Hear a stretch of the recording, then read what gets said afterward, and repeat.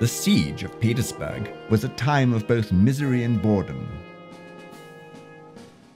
The digging and sniping between the lines never ceased, and the men of both sides became sick and discouraged. Lee's thin line was being stretched ever thinner, and the shelling never ceased, both day and night.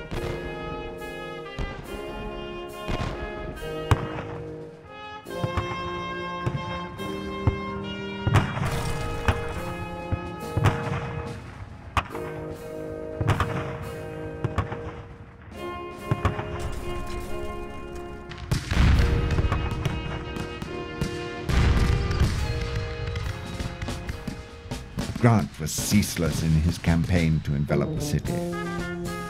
As the digging and fighting went on, he would send his cavalry on raids to strike at the rail lines south and west of the city.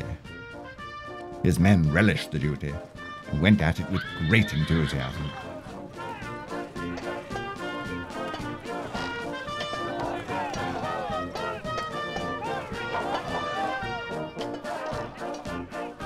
Lee could only stall the inevitable, and that left him and his generals no option but to attack.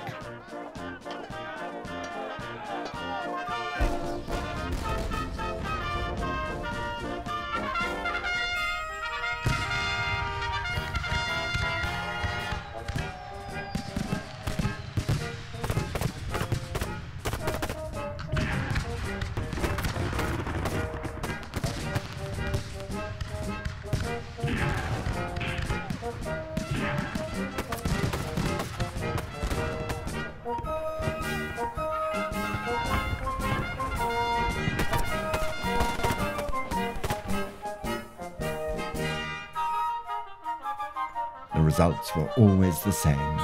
Lee would lose men that further decimated his shrinking army.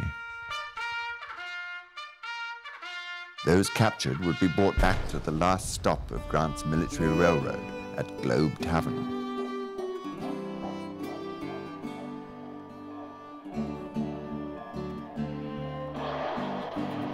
And there they would be loaded aboard boxcars and transported back to City Point.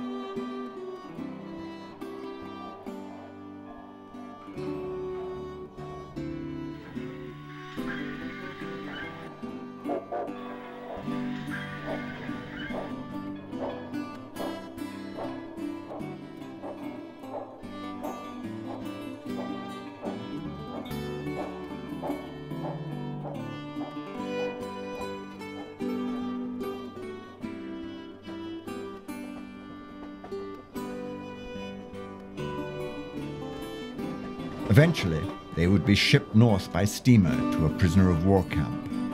For them, the war was over. Or was it?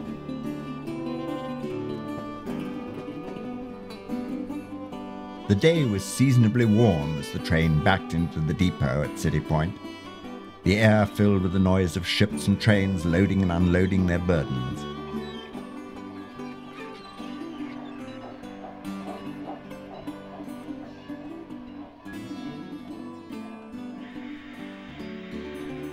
Prisoners were delivered to the end of the wharf area and secured in the holding pen. Some of the provost squad were playing cards and cooking breakfast. They were happy to be away from the front and in the safe spot behind the lines. A locomotive, the Colonel, sat across from the siding, its tank topped off and woodpile refreshed for the return trip back up the line.